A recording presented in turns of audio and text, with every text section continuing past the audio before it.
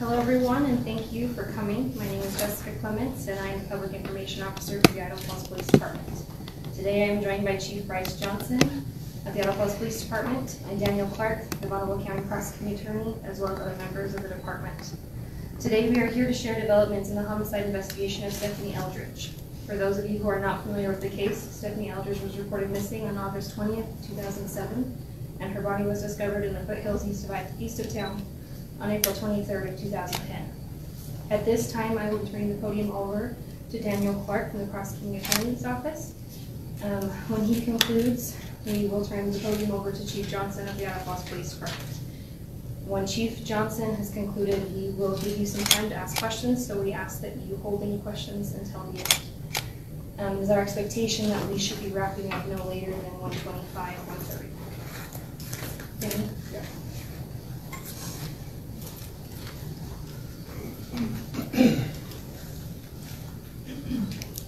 Thank you, Jessica. I appreciate that. Ladies and gentlemen, thank you for coming on this rainy afternoon. Today, the Bonneville County Prosecuting Attorney's Office filed charges against Kenneth Ryan Jones for the murder of Stephanie Eldredge. The defendant's charged with one count of murder in the second degree. Murder in the second degree carries a potential of a unified 10 years and up to life in prison, up to a $50,000 fine, $5,000 compensatory fine, as well as restitution. In conjunction with the filing of this charge, a warrant was issued for Mr. Jones's arrest after a finding of probable cause by Judge Stephen Boyce here in Bonneville County. The bond was set at $500,000. As an aside, the defendant is currently incarcerated in the Idaho Department of Corrections custody, where the warrant will be served, and he will be transported to Idaho Falls to begin these proceedings that will take place over the next few weeks. Just as a side note, he's incarcerated on a parole violation on an unrelated matter. That's what he's in custody for currently.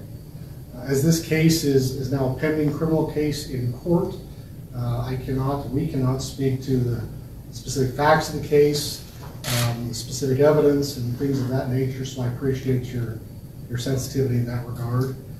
We also want to extend a thanks to Chief Johnson and the Idaho Falls Police Department for their willingness to engage and to give this case a fresh look and put it together for us to get to this point.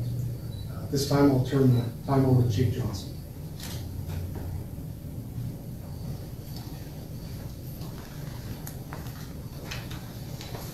So, hi, I'm Chief Johnson of the Idaho Falls Police Department.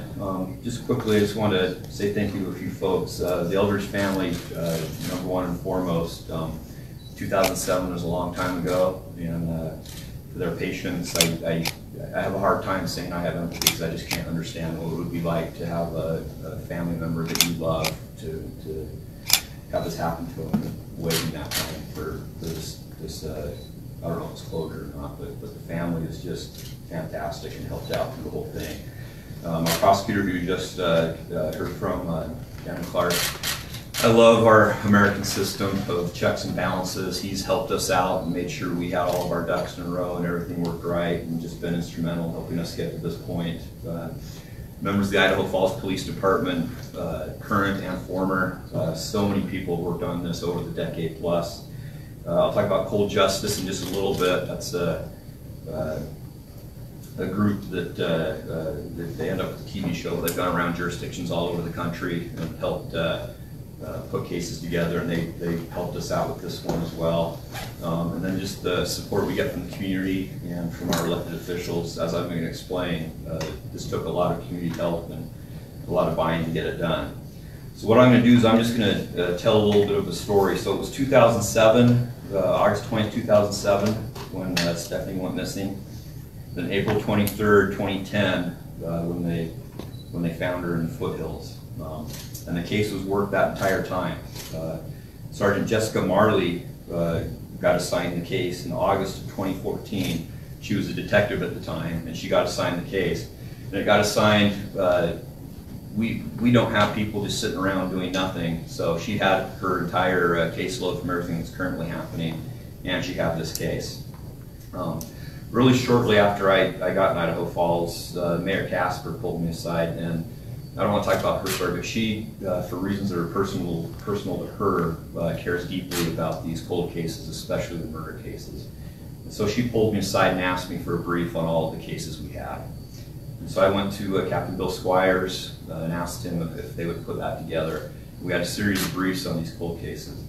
By this time, Detective Marley had been promoted to sergeant, but she came in and did a presentation on where we were sitting on the Eldredge case. And she made a statement during that briefing that this one is solvable if we just get the time and resources to work on this one. This one is solvable. We can get this one done, and that was impactful. So shortly thereafter, it was about in November of last year, we pulled Sergeant Marley off of all of her other duties and assigned her to solely investigate this case. And there were a lot of other duties that then went undone that other members of the department had to backfill for. She, along with Detective Avery and many detectives, and helped with a lot of people, they went back and looked at every statement that was ever made, every interview that was ever done. They cataloged every piece of evidence that we ever had. They looked at what had been tested, what hadn't been tested, what was tested with 2007 technology, what could be retested with the current technology. Hours and hours and hours and hours of interviews, and reviewed the entire case to try to put the entire thing together. During this time, we had conversations with Cold Justice. Cold Justice offered us the opportunity to be able to get all the forensic testing done. They offered to do the testing for us and to pay for the testing, to put us at the front of the line. Normally, the wait time for getting forensic testing could be up to a year, year and a half, or 2 years, which is a long time. So they offered that, and they offered additional resources for detectives and prosecutors that work these kind of cases around the country to come and help us out in the review. In November, between November 25th and about December 4th, just after Thanksgiving, the team from Cold Justice came. They worked alongside the team from IFPD. They went and recontacted a lot of people, did a lot of interviewing. They did do all of that forensic testing. And that helped move the case forward as well. After that occurred, there were still, we met with the prosecutor, with Mr. Clark. We talked about where we were at. We knew we were getting really close. Again, he fulfilled his role flawlessly, letting us know what additional things we might need. We worked for several months still to pick up those last couple of pieces that we needed to put together. And it all culminates in today. So I believe this morning the charges were filed. As we speak right now, both Detective Jessica Marley and Detective John Marley are in Boise serving that warrant on our suspect. And the process will roll forward as it's designed to do. So that's where we were at. That's how we got to where we are today. And I think we would be happy to take any questions at this point if there's any questions. Yes, sir. Mike Bryce, IdahoNews.com. Is there any details at all you can give us into what led you to suspect Kenneth Jones? So, like Mr. Fleck said, the specific evidence of the case we're not going to get into. Mr. Jones was there at the very beginning. I think you've all done a lot of reporting on this case over the decade. You probably have that information already if you go look back at your old news stories.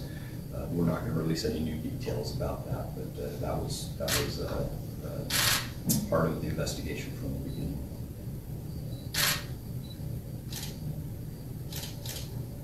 What was Mr. Jones doing in the area at the time? He was working, or?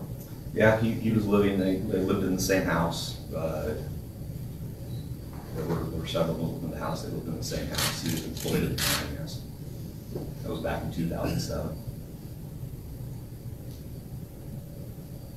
You say he's currently in IDOC custody for a parole violation in an unrelated case. Where is that case out of? I'm going to save the chief a little bit here. I think these are probably more up my alley. I think it's a 2011 case from Bonneville County. It's an arson charge. Check that yourselves. I'm going off of what I got online, just like you got, so that's my understanding. Oh, get over here. Well, folks, just, I understand there's a desire for, the information. The defendant's got a constitutional right to a fair trial, and we've got to abide by that. And so our speaking about specifics just simply isn't appropriate this time. We'll make sure we can do that. The probable cause affidavit that led to the warrant being issued, once that warrant is served, which is happening around now, that's a public record. Once the warrant's served, which should give you a basic information to go along with whatever you've reported on historically. So you obtain the information for your reasons, but I said we just simply can't get into them here. I appreciate you understanding that. Okay.